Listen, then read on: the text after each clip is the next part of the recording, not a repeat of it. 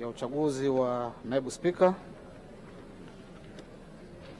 Matokeo haya yameshuhudiwa na wawakilishi wawili. Wa kwanza ni Mheshimiwa Cecilia Pareso kutoka kambi ya wengi na Mheshimiwa Devota Minja kutoka kambi ya wale wachache.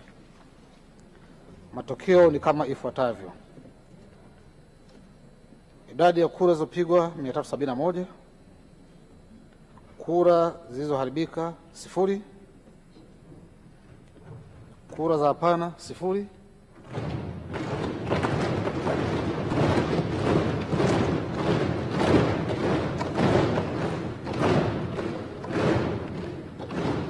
kura za ndio 371.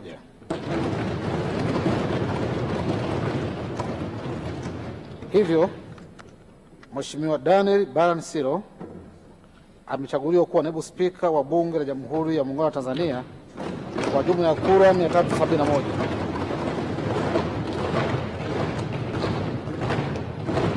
Katibu, kiapo cha naibu spika.